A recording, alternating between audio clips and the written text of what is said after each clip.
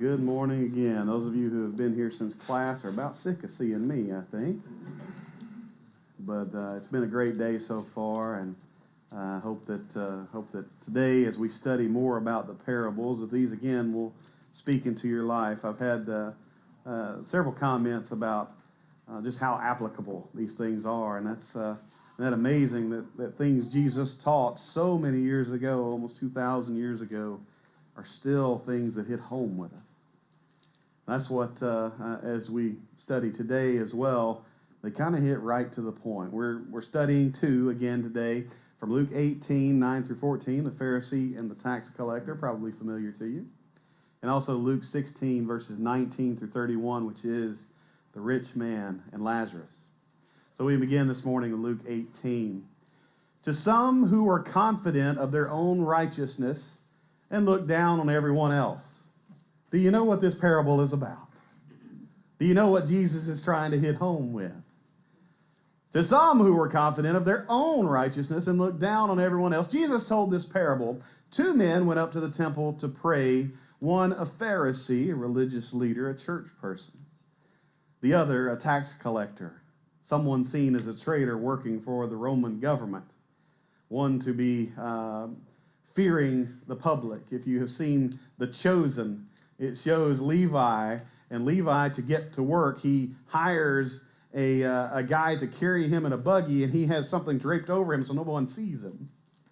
So Jesus tells a parable about a Pharisee, a church person, and a tax collector, someone who they saw as a traitor. The Pharisee stood by himself and prayed, God, I thank you that I am not like other people. Robbers, evildoers, adulterers, not pointing on that one, or even like this tax collector. I fast twice a week and give 1/10 of all I get. And God gave him a high five. But the tax collector stood at a distance. He would not even look up to heaven, but beat his breast and said, God, have mercy on me, a sinner. Tell you that this man, rather than the other, went home justified before God. For all those who exalt themselves will be humbled, and those who humble themselves will be exalted.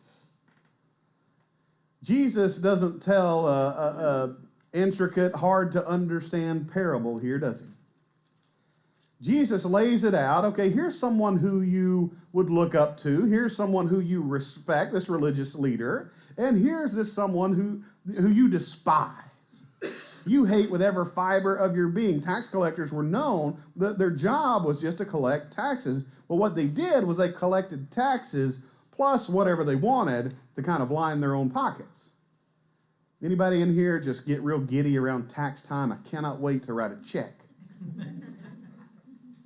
I hope I get this. I hope I haven't paid in enough this year. I hope I get to write another check for a little extra. Of course not. So we understand that. But if you knew that every year in April you were going to write a check, plus the guy down at H&R Block was not just going to take a fee for doing that, he was going to take more and tell you owe more than you do, and he was going to line his own pockets with that. Now, that just doesn't sit right at all. I'm already angry about taxes, much less having to pay somebody else, right? For them being fraudulent. And so that's what Jesus does to balance the scales. And you remember, as we've talked in Luke and mentioned it last week, that a lot of times what Jesus does and what Luke shows is Jesus sets these things up. And he does what is called divine reversal. You hear a story about a Pharisee and a tax collector, you think, oh yeah, the Pharisee's going to tell him how it is. And Jesus says, watch this. Didn't see it coming, did you? And just a couple of the main point here. Again, the Pharisee stood by himself because he needed to be all alone. His greatness was too great for the situation. I'm here, everyone back up. Maybe that's why y'all don't sit in the front row. I'm glad I'm here this morning. You should be as well, right? God, I thank you that I'm not like these other people. Well, that's a way to start a prayer, isn't it? God, thank you for not making me like them. God, I thank you that I am so great that I'm not these people. How arrogant are we? And the problem is, if we're honest, we might pray a little more like this than we want to say. Because again, we kind of judge ourselves on our intentions and what we plan on doing and other people on their actions, and we usually assign negative things to them. I'm glad I'm not them because I have good intentions and I have good things that I do. I go to church once a week. How many times you go to church? We're not going to say that this morning. How many times you go to church? I go to church once a week. I don't cuss. I even let people over in traffic one time. You let one in, and then you move up. Don't let two. You see this kind of making it modern for us, right? He said, I'm glad I'm not like these other people, robbers, evildoers, adulterers, or even like this tax collector. So in this moment of prayer that Jesus sets up, this man is so arrogant and so self-righteous that he doesn't have any problem pointing at people. Glad I'm not like you. Man. He says, I fast twice so we can give a tenth of all that I get. Now, in our life, in our culture, we have a saying that comparison is the thief of joy, right? Have you seen that play out in your life? Like, comparison is a thief of joy. If you're a little self-conscious about what you look like, don't open Instagram, right? You don't know what Instagram is, grab someone, 35 or younger, 40 or younger? I don't know. I'm 40 now on Instagram. Because we've got filters. We've got all these beautiful people who put themselves out there, and all of a sudden I'm feeling good about myself, and I look on Instagram and I'm thinking, hoo-hoo, John's got some work to do. And so oftentimes comparison is the thief of joy. I was fine making the money I make until I learned you make a little bit more. Well, now I'm not fine anymore, right? I didn't have a problem in the world until I compared myself to you, and then I found out, oh no, well, I think I should be earning more than you. Amen. Yeah, that's the way we feel. But comparison is the thief of joy unless you think you're the one coming out on top. Because when you compare yourself to someone else and think, man, I'm glad to be me. Back in the 90s, I don't know if you, Freddie Mitchell played for the Eagles. And he says, in a press conference, he's a wide receiver. And he wanted to thank God for his hands being so great. I'm glad to be me. Terrell Owens said, I love me some me. And oftentimes, we love us some us. And so we compare ourselves to other people, hopefully coming out on top. That's what we're hoping in our life. And so this church person looks at someone kind of known as lining their pockets and says, I'm glad I'm not you. And Jesus contrasts that with this tax collector who won't even, let's see if I can get this to move. Not moving at all. Yeah, it's on. Can you forward that one? I've preached so hard I've knocked the batteries out of it or something. I don't know. There we go. Thank you. My greatness, bro. Thank you. Yeah. Who said that? I'll give you credit for that. I like that, Evan. My greatness knocked the batteries out. We're getting in the mood here. But the tax collector stood at a distance. Not going to the front, not standing out where everyone can see him. Stood at a distance, said he wouldn't even raise his head. As Jesus is painting this picture. And all he says is, God, be merciful on me, a sinner. And Jesus said, you know which one walked away righteous? It's not the one you think. It's not the nice-dressed church person who commands respect and walks around making sure you see it. It's a person who came to God humbly, because he says there at the end, he says, those who exalt themselves will be humbled. And those who humble themselves, God will exalt. And so when you hear a parable like this, you've got to really look in the mirror, as we've talked every week. You've really got to look and say, all right, well, who am I here? Am I someone who goes around comparing myself to someone else and kind of exalting myself? Because what the guy did was he was standing on this idea that I must be better than him. so I deserve salvation. And we can do that in so many ways. We can compare in so many weird ways. But Jesus is saying, you are not the judge. Jesus is saying, that guy thought he was saved. That guy thought he was right before God, but he wasn't. It was the other guy.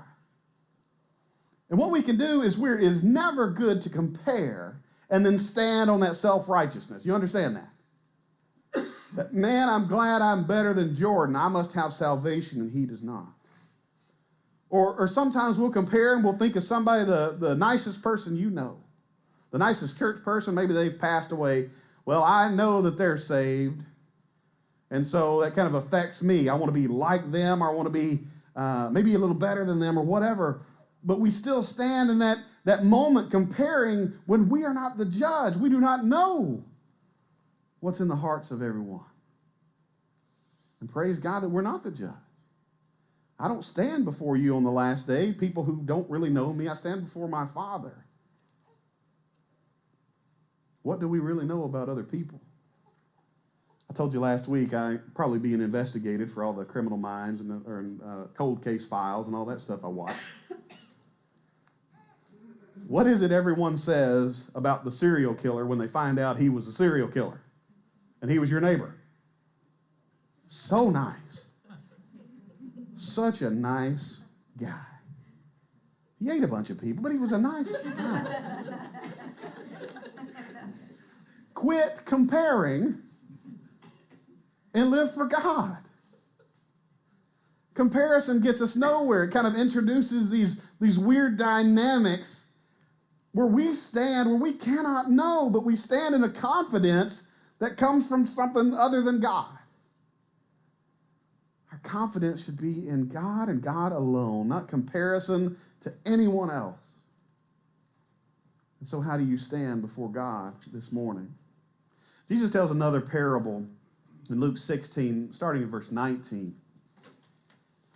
He said, there was a rich man who was dressed in purple and fine linen and lived in luxury every day. Jesus has went as high, he has gone as high as you can go here, okay? So purple in that day came from these little murex shells. You would have to go out and collect these, and it would take thousands of them just to create just a little bit of purple. And so a man who wore purple had money. He had means, okay? So there was a rich man who was dressed in purple and fine linen and lived in luxury every day. At his gate was laid a beggar named Lazarus, covered with sores and longing to eat what fell from the rich man's table. Even the dogs came and licked his sores. The time came when the beggar died, and the angels carried him to Abraham's side. The rich man also died and was buried. In Hades, where he was in torment, he looked up and saw Abraham far away with Lazarus by his side. So he called to him, Father Abraham, have pity on me and send Lazarus to dip the tip of his finger in water and cool my tongue, because I am in agony in this fire. But Abraham replied, Son, remember that in your lifetime you received your good things, while Lazarus received bad things. But now he is comforted here, and you are in agony.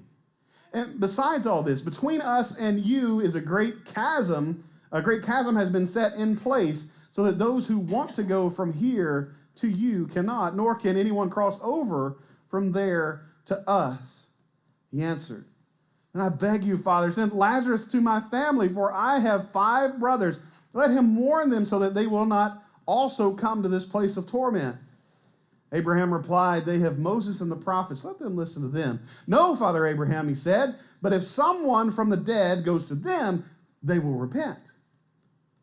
He said to him, if they do not listen to Moses and the prophets, they will not be convinced, even if someone rises from the dead. Jesus tells this parable.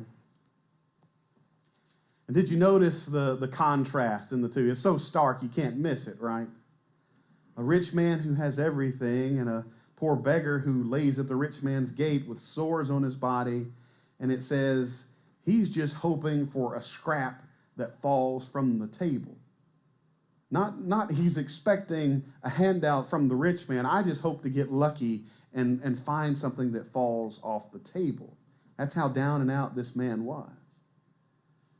And of course, as people hearing this would think, Jesus telling a story about a very wealthy man that has all these things. And the way you might view that story is, well, this man has been blessed by God. And that's true. But why has he been blessed? Well, is it anything that he did? What do you think? You just heard the parable. He's gotten a blessing from God. But why did he get it? You might hear this story and think, man, he has done a lot of right things in his life. And Jesus says, think about this guy who laid in the streets begging for food. And you notice Jesus sets up this scene in Hades, as he says. Lazarus is taken to Abraham's side, but this rich man is being tormented over, I don't know what all is going on here, but did you notice what he requested from Abraham?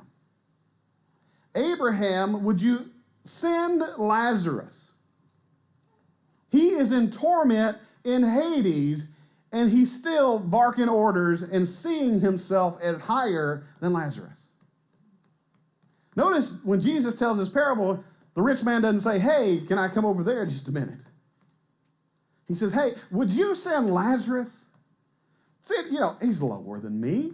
Would you send Lazarus, dip just the tip of his finger in the water and bring it to me?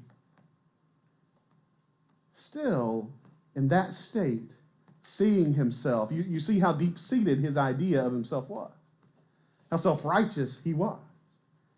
And then all of a sudden it hits him. Well, there does need to be a change. Now I care for my family. I want to make sure that they don't end up suffering like I am. And then he asks Abraham, can I go back? No, he doesn't, does he? He doesn't offer to do anything.